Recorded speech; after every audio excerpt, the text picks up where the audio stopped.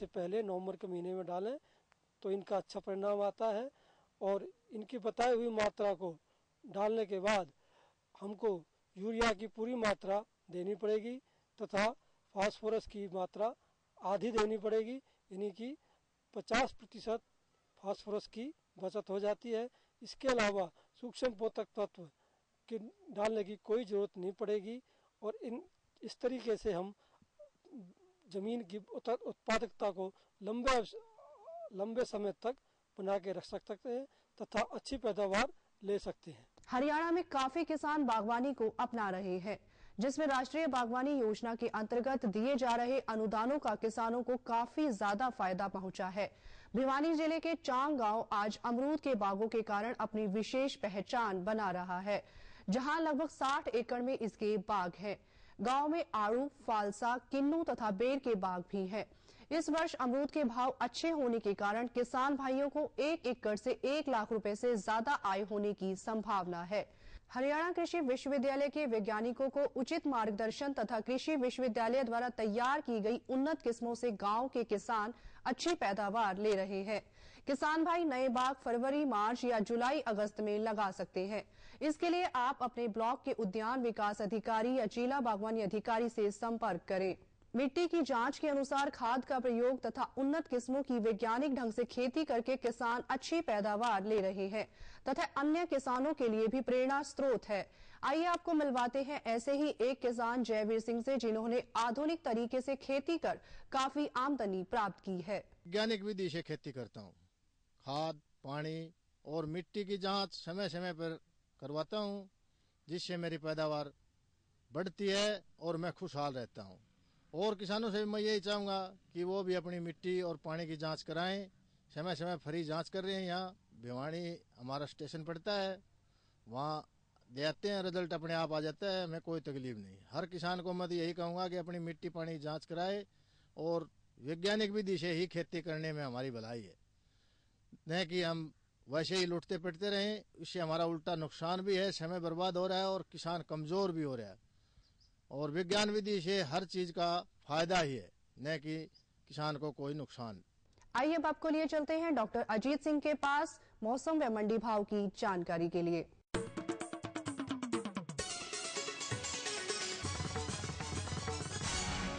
किसान भाइयों, आइए अब जानते हैं अगले 3 दिनों के मौसम का हाल। भारतीय मौसम विभाग से प्राप्त आंकड़ों के अनुसार मौसम आमतौर पर साफ व खुश्क रहने की संभावना है, परंतु पश्चिमी विक्षोभ के आंशिक प्रभाव के कारण 11 जनवरी के बाद आंशिक बादल छाए रह सकते हैं, जिस कारण तापमान में हल्की बढ़ोतरी संभावित है। इस दौरान रात के तापमान में गिरावट एवं सुबह व शाम को धूप संभावित है। अधिकतम तापमान 12 से 15 डिग्री सेल्सियस के मध्य रहने की संभावना है व न्यूनतम तापमान 1 से 4 डिग्री सेल्सियस के मध्य रहने की संभावना है। आगामी मौसम को देखते हुए किसान भाइयों को सलाह दी जाती है कि जिन किसान भाइयों की गेहूं की फसल 22 दिन की हो गई है, यदि पहली सिंचाई अब तक न की है तो वो अवश्य करें। गेहूं की अच्छी पैदावार लेने के लिए समय पर खरपतवार नियंत्रण जरूरी है। बिजाई के 30 से 35 दिन बाद किसान भाइयों को खरपतवार नाशी का छिड़काव फ्लैट फैन नोजल से करना चाहिए, ताकि फसल पर दुष्प्रभाव कम से कम हो। वातावरण में नमी की अधिकता के कारण अगेती सरसों की फसल में सफेद रतुआ व अल्टरनेरिया ब्लाइट का प्रकोप हो सकता है। यदि ऐसा हो तो फसल में 600 ग्राम डाइथेन M45 को 150 लीटर पानी में मिलाकर प्रति एकड़ छिड़काव करें। यदि पानी उपलब्ध हो तो पछेती गन्ने की फसल में सिंचाई करें। हवा में अधिक नमी के कारण आलू व टमाटर में झुलसा रोग का प्रकोप हो सकता है। यदि ऐसा हो तो कृषि विश्वविद्यालय द्वारा सिफारिश की गई दवाइयों का छिड़काव करें। रात्रि तापमान में गिरावट की संभावना को देखते हुए छोटे फलदार पौधों को भूसे या पराली से ढक दें व हल्की सिंचाई करें।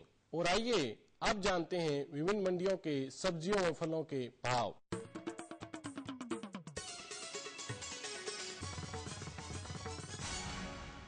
प्याज का सिरसा मंडी के अंदर भाव रहा 800 से 1500 रुपए प्रति क्विंटल, रोहतक 700 से 1000 रुपए, नरवाड़ा 1000 से 1200 रुपए, इसार 1000 से 1400 रुपए प्रति क्विंटल। बैंगन रोहतक मंडी में 200 से 300 रुपए प्रति क्विंटल, सोनीपत 1000 रुपए, सिरसा 300 से 400 रुपए, गुड़गांव 700 से 1200 रुपए प्रति क्विंटल। फूल गोभी पेड़ा मंडी में 600 रुपए प्रति क्विंटल, सोनीपत 800 रुपए, फरीदाबाद 300 से 500 रुपए, संभालखा 500 से 700 रुपए प्रति क्विंटल। गाजर महम मंडी में 700 से 800 रुपए, उकलाना 500 रुपए, बरवाड़ा 350 से 500 रुपए, फतेहाबाद 500 से 600 रुपए प्रति क्विंटल। चीकू पानीपत मंडी में 1500 से 2000 रुपए प्रति क्विंटल, महम 1800 रुपए, बरवाड़ा 2000 रुपए, सिरसा 1000 से 1500 रुपए प्रति क्विंटल। मौसमी रोहतक मंडी में 2000 रुपए प्रति क्विंटल, फतेहाबाद 600 से 700 रुपए, गुड़गांव 900 रुपए, संभालखा 1200 से 2000 रुपए प्रति क्विंटल। अमरूद फतेहाबाद मंडी में 600 से 1000 रुपए प्रति क्विंटल, हिसार 450 से 700 रुपए, उकलाना 1000 रुपए, सोनीपत 1200 रुपए प्रति क्विंटल। किन्नू नरवाड़ा मंडी में 1000 से 1200 रुपए प्रति क्विंटल, उकलाना 1000 रुपए, फरीदाबाद 600 से 1500 रुपए, संभालखा 1000 से 1200 रुपए प्रति क्विंटल। किसान भाइयों, ये तो थे कृषि समाचार, मंडी भाव और मौसम की जानकारी। अब हमें इजाजत दीजिए। जय जवान जय किसान। किसान भाइयों, हम जानकारी ले रहे थे कृषि समाचारों में मौसम बाजार भाव की। किसान भाई अधिक जानकारी या सुझाव के लिए हमें लिख सकते हैं। हमारा पता है किसान कार्यक्रम, दूरदर्शन केंद्र, सेक्टर 13 हिसार, और हमारा ईमेल पता है ddkagrinews123@gmail.com।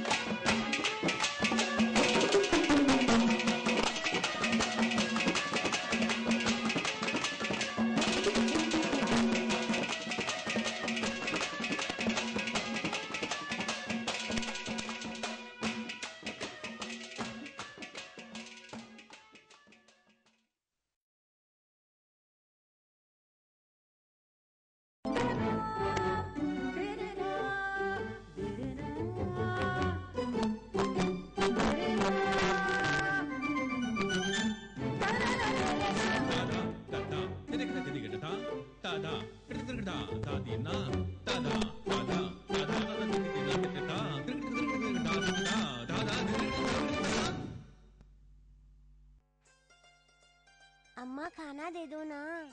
सबर कर गोलू, अभी दाल नहीं गली है। तू फिक्र ना कर गोलू की अम्मा, अब की बार अपनी दाल खूब गलेगी। क्या मतलब जी? अब की बार NFSM के तहत दाल की पैदावार को बढ़ाने के तरीकों को दिखाने के लिए देश में 1000 क्षेत्र चुने गए हैं, जिसमें हमारा इलाका गया है। पर इससे हमें क्या फायदा? हमें 5 एकड़ खेती के लिए खाद और कीटनाशक के अलावा बढ़िया बीजों की एक मिनी किट भी मिलेगी। इतनी दाल का करेंगे क्या जी? अरे भगवान, सरकार ने दलहन का समर्थन मूल्य भी खूब बढ़ा दिया है और इनकी खरीद का भी पूरा इंतजाम कर लिया है। इससे आमदनी बढ़ेगी और फिर हमारा गोलू अच्छे स्कूल में जाकर के कृषि वैज्ञानिक बनेगा। हाँ किसान भाइयों नमस्कार, किसान कार्यक्रम में आपका स्वागत है। किसान कार्यक्रम में आज हम आपको सबसे पहले कृषि संबंधी जानकारी देंगे, जिसका विषय रहेगा टमाटर की काश्त। उसके बाद आपका मनोरंजन किया जाएगा एक हरियाणवी रागनी द्वारा। उसके बाद न्यूनतम समर्थन मूल्य व अंत में प्रस्तुत किए जाएंगे कृषि समाचार। तो लीजिए किसान भाइयों, सबसे पहले प्रस्तुत है हमारे टमाटर की काश्त। इस विषय पर जानकारी दे रहे हैं डॉक्टर अवतार सिंह व उनसे बातचीत कर रहे हैं डॉक्टर मुकेश आर्या।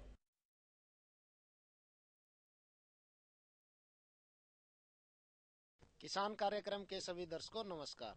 किसान भाइयों, दिसंबर का महीना खत्म होने को है और हमारा जो प्रगतिशील किसान है, जो हमारा यहाँ वेजिटेबल की खेती यानी सब्जियों की काश्त करता है, तो सब्जियों के अंदर इस समय एक महत्वपूर्ण फसल है हमारे पास टमाटर की।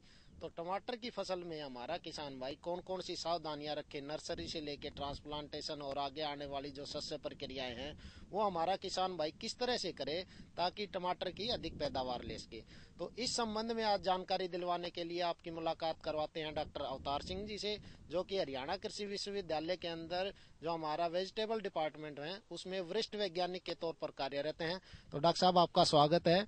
डॉक्टर साहब, जैसे अब जो दिसंबर का ये आखिरी जो सप्ताह चल रहा है, ये आखिरी पखवाड़ा चल रहा है, इसमें हमारा किसान भाई जो नर्सरी लगा रखी है उसमें क्या क्या सावधानियां रखे ताकि वो टमाटर की जो उसकी पौध है वो बची रहे और ट्रांसप्लांटेशन तक वो सही सलामत रहे। मुकेश भाई, बड़ा अच्छा आपने क्वेश्चन किया। मैं किसान भाइयों को बताना चाहता हूं कि जिन किसान भाइयों ने नर्सरी लगा रखी है वो नर्सरी आपकी ट्रांसप्लांट करने के लायक होगी और कुछ किसानों ने जिसने लेट लगाई है वो 5 और 10 दिन के अंदर तैयार हो जाएगी। तो मुकेश भाई, सबसे पहले मैं किसान भाइयों को बता देना चाहता हूं कि आप रात को कभी भी पाला पड़ सकता है, तो पाला से बचने के लिए शाम को आप अपनी नर्सरी को ढक के जाएं। तो डॉक्टर साहब, आपने बताया कि इस समय जैसे पाले का टाइम चल रहा है तो किसान भाई नर्सरी में अपने पाले से बचाने के लिए उसको पॉलीथीन की शीट से ढक के जाए ताकि फसलों को ज्यादा ना लग सके और ट्रांसप्लांटेशन तक आपकी पौध सही रहे। तो डॉक्टर साहब, जैसे हमारा किसान भाई अब ट्रांसप्लांटेशन के लिए जो नर्सरी है उससे पौध निकालेगा और खेत में जैसे मेड भी तैयार करेगा, किस तरह से तो वो निकालते समय सावधानियां रखे डॉक्टर साहब, और कैसे वो खेत की तैयारी करे और क्या उसका जो बोने का ढंग होगा वो किस तरह से रहेगा डॉक्टर साहब? मुकेश भाई, बड़ा अच्छी बात पूछी है आपने। किसान भाइयों, सबसे पहले तो आप जिस दिन आपका ट्रांसप्लांट करना हो उस दिन नर्सरी को उससे पहले दिन थोड़ा सा हल्का पानी लगा दें। हल्का पानी लगाने के बाद जो ही आप नर्सरी निकालेंगे तो उसके रूट सारी की सारी आपके साथ निकले आएंगी।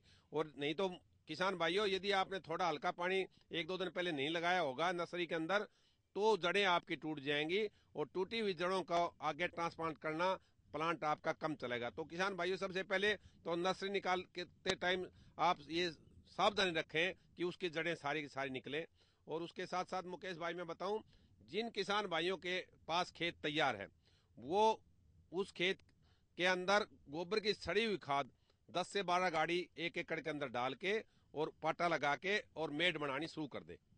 उस मेड जो ही आप किसान भाई बनाओगे तो टमाटर के लिए मेड जो है 60-60 सेंटीमीटर की दूरी पर मेड बनाएं और 60-60 सेंटीमीटर की दूरी पर मेड बना लेंगे।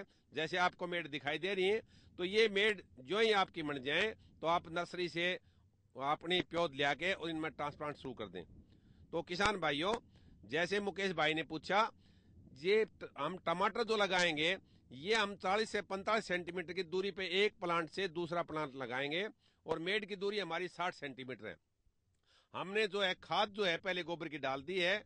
और किसान भाइयों, जब मेड बनाना शुरू करें तब आप दूसरी खाद जैसे अपनी नाइट्रोजन के लिए और फास्फोरस के लिए और पोटास के लिए, फास्फोरस की और पोटास की पूरी मात्रा जो आपने डालनी है 20-20 किलो के हिसाब से प्रति एकड़, वो सारी की सारी मात्रा डाल दें। और नाइट्रोजन की मात्रा 1/3, 1/3 मात्रा लेके वो डाल दें और मेड बना लें। जो ही मेड बन जाए तो उस पर आप ट्रांसप्लांटिंग शुरू कर देंगे।